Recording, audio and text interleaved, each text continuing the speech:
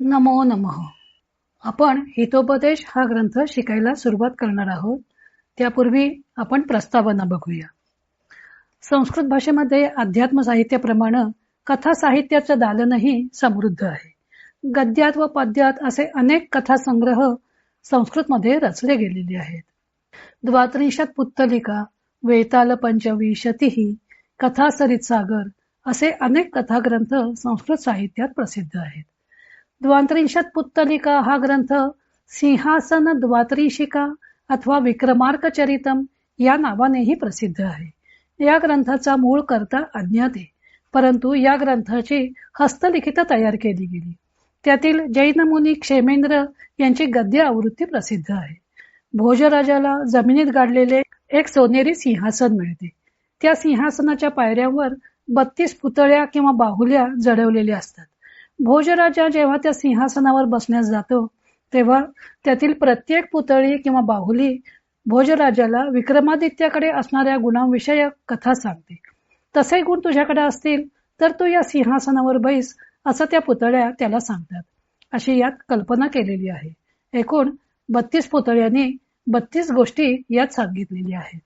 हा गद्य ग्रंथ आहे.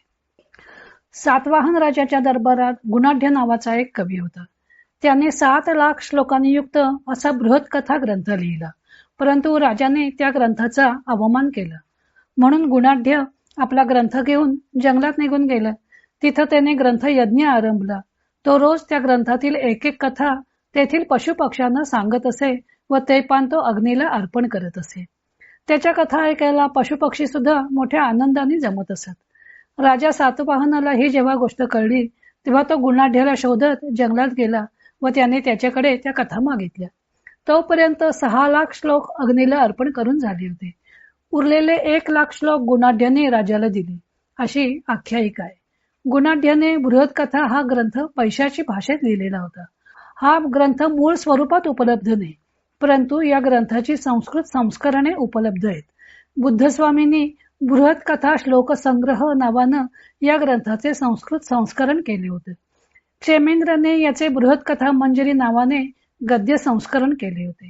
तर कथा सरित सागर नावाने या ग्रंथाचे सोमदेवाने पद्य संस्करण तयार केले होते.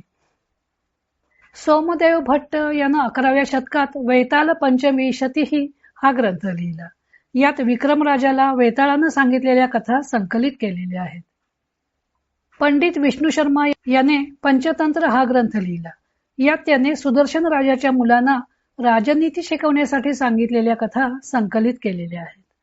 नारायण आचार्य यांनी पंचतंत्र व इतर अनेक ग्रंथांचा आधार घेऊन राजाच्या मुलांना नीतिशास्त्र शिकवण्यासाठी हितोपदेश हा ग्रंथ लिहिला. पंचतंत्र व हितोपदेश हे ग्रंथ गद्य ग्रंथ आहेत, परंतु यामध्ये अनेक सुभाषिते आलेली आहेत.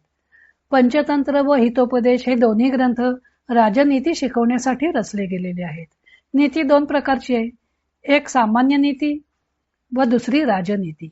सामान्यपणे मनुष्यानं कसं वागावं ते सामान्य नीतीमध्ये सांगितलेलं असतं, तर राजनीतीमध्ये राजानं कसं वागावं, राजाची कर्तव्य कोणती हे राजनीती विषयक ग्रंथात सांगितलेलं असतं. कौटिल्याचा कौटिल्य अर्थशास्त्र हा राजनीतीवरील प्रसिद्ध ग्रंथ आहे. तर पंचतंत्र व हितोपदेश या ग्रंथांमधून पशुपक्ष्यांच्या कथांमधून राजनीती शिकवलेली आहे. संस्कृतमध्ये सर्वसाधारणपणे नीती हा शब्द राजनीती या अर्थाने उपयोगात आणला जातो. हितकारक हा उपदेश हा हितोपदेश. हितकारक उपदेश तो हितोपदेश.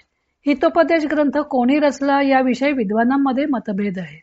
काही लोकांचं म्हणणं आहे की पंचतंत्राचा लेखक पंडित विष्णू शर्मा यानेच हितोपदेश हा ग्रंथही लिहिला आहे. तर काहींचं म्हणणं आहे की पंडित नारायण आचार्य यांनी पंचतंत्रादी ग्रंथातील प्रसिद्ध कथांचं संकलन करून हितोपदेश हा ग्रंथ तयार केला आहे.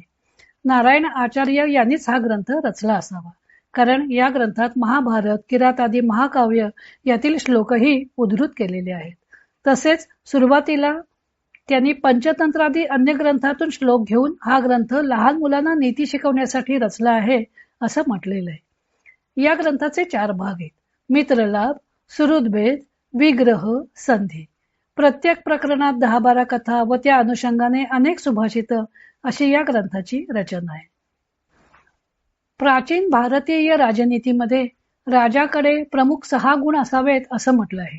त्याला षाडगुण्य नीती असं म्हणतात. पहिला गुण आहे संधी. 2 राजांनी आपापसात संधी करणे किंवा तह करणे म्हणजे संधी. विग्रह.